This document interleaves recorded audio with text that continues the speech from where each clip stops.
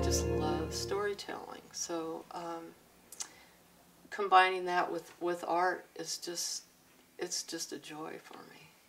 I didn't know I was going to be a cartoonist until a couple of years after I was out of college. And I actually gave up drawing. But then my mother was a first grade teacher, and she got me to draw some number cards and alphabet cards for her class. And I was reintroduced to art through a very pragmatic and fun application. It wasn't until then that I considered becoming a cartoonist. And a friend of mine turned me on to all kinds of comics, which I didn't have an education in. But he showed me, you know, Ditko, Kirby, all the ECs, a lot more undergrounds that I wasn't familiar with. That bit me, and I did my first comic, which was really bad, but I loved the form. I'm not a great writer, I'm not a great artist, but when you put the two together, I'm pretty good at it, you know. Sure. and I just love to do it. It's kind of like puzzle solving.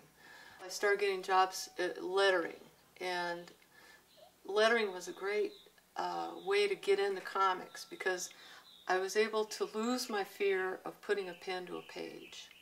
And it's terrifying, you know, especially if you have a beautiful piece of art by John Buscema, am I going to make a mistake? It gave me access to all this artwork. And then I started, like, copying John Buscema's pages, or whoever, so that I could learn how to ink. And then I got inking jobs, and then I started writing and drawing stories for Hanna-Barbera comics that went overseas, so it's good. Nobody saw how crappy I was, but I was able to learn on the job.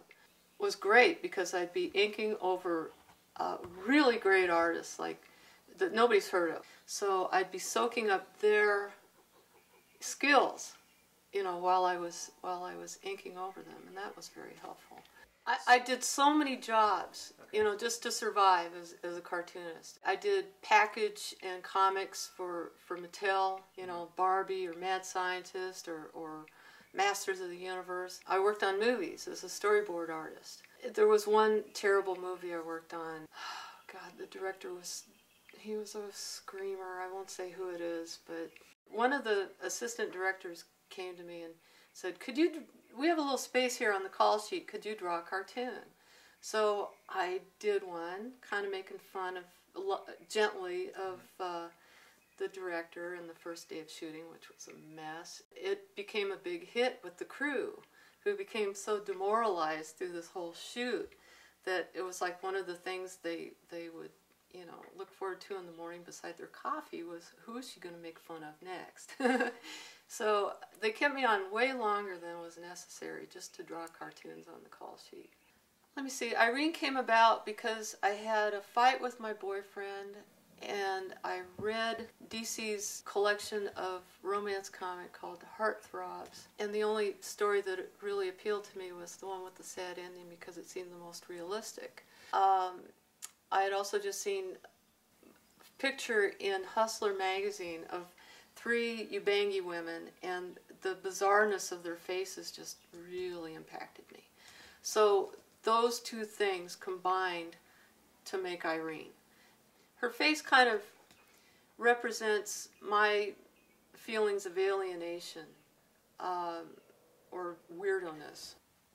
I wrote a 10-page story, got that out, put it away for a while, but that character just really appealed to me.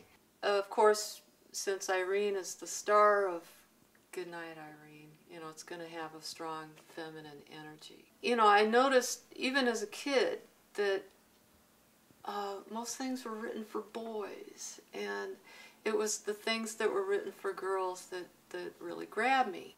But I like to show women being just as fucked up as everybody else, because we are, you know. But I love elements of real life entwined with fiction that is just full-on comics fantasy.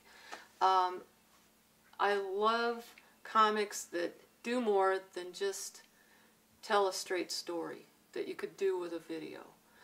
I want to see some imagination and fantasy, employing the special effects that we do as cartoonists.